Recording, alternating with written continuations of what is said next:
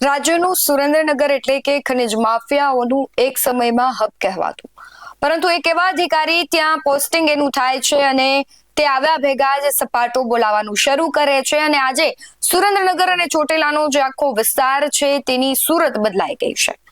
ખનિજ માફિયાઓમાં ફફડાટ ફેલાયો છે. ગેરકાયદે જે કાર્બોસેલનું ખનન થઈ રહ્યું હતું એ બધા જ ધંધા આજે બંધ થઈ ગયા છે.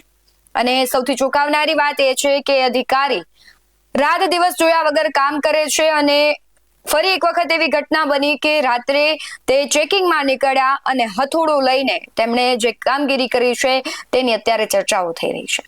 નમસ્કાર, ગુજરાત BS9 TV ન્યૂઝમાં આપની સાથે હું છું ભગવતી વિશાવડિયા. છેલ્લા ઘણા સમયથી ચોટીલાનો આખો પ્રાંત છે ચર્ચામાં છે.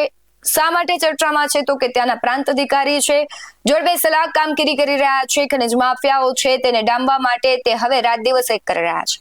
ફરી એક વખત એવી ઘટના બની છે જે દ્રશ્યો સામે આવ્યા છે કે ચોટીલાના પ્રાંત અધિકારી છે ખનન માફિયાઓ છે જે ગેરકાયદેસર કાર્બોસેલનું ખનન કરતા હોય છે તેના પર હથોડો વીંઝતા દેખાય છે. સુરેન્દ્રનગર જિલ્લામાં ખનિજ માફિયાઓ સામે હવે તંત્ર છે આકરા મોડમાં દેખાઈ રહ્યું છે. ચોટીલા પ્રાંત અધિકારી ખુદ હાથમાં હથોડો લઈને રાત્રિના સમયે મેદાનમાં ઉતરી ગેરકાયદે કાર્બોસેલ ખનન અને ચોરી અટકાવવા ચેકિંગ હાથ ધર્યું. મૂડી, થાનગઢ અને ચોટીલાના ગ્રામ્ય વિસ્તારોમાં કરાયેલા આ ઓચિંતા ચેકિંગથી ખનિજ ચોરોમાં ફફડાટ ફેલાયો છે. આખો જે વિસ્તાર છે ત્યાં ગેરકાયદેસર ખનન ખૂબ મોટા પ્રમાણમાં થઈ રહ્યું હતું. ચોરી રોકવા માટે જ્યારથી ચોટીલાના પ્રાંત અધિકારી છે પોતાની ટીમ સાથે કાયદેસરની કાર્યવાહી કરી રહ્યા છે ત્યારથી ખનિજ માફિયાઓ છે તેમાં ફફડાટ ફેલાયો છે. અવારનવાર આપણે જોતા હોય છે કે ચોટીલાના ગ્રામ્ય વિસ્તારોમાં તે સઘન ચેકિંગ હાથ ધરતા હોય છે અને ઘણા બધા ગેરકાયદે ધંધાઓ બંધ કરાવતા હોય છે. અને ખાસ વાત આ વખતે એ રહી કે પ્રાંત અધિકારીએ જાતે જ હાથમાં હથોડો લઈને અગાઉ પૂરી દેવામાં આવેલા ગેરકાયદેસર ખનનના કુવાઓની ચકાસણી કરી. જ્યાં ખનીજ ચોરી માટે ફરીથી કોઈ ગેરકાયદેસર પ્રવૃત્તિ શરૂ કરવામાં આવી નથી ને તેની ખાતરી કરવામાં આવી હતી ત્યારે તાજેતરમાં જ તંત્ર દ્વારા અનેક ગેરકાયદેસર ખનનના કુવાઓ પૂરી દેવામાં આવ્યા હતા. હવે તે સ્થળો ફરીથી સક્રિય ન બને તે માટે રાત્રિના સમયે સતત દેખરેખ અને ઓચિંતા ચેકિંગ હાથ ધરવામાં આવી રહ્યા છે. સમગ્ર ઘટનાના દ્રશ્યો સામે આવ્યા છે તેના પર નજર કરીએ.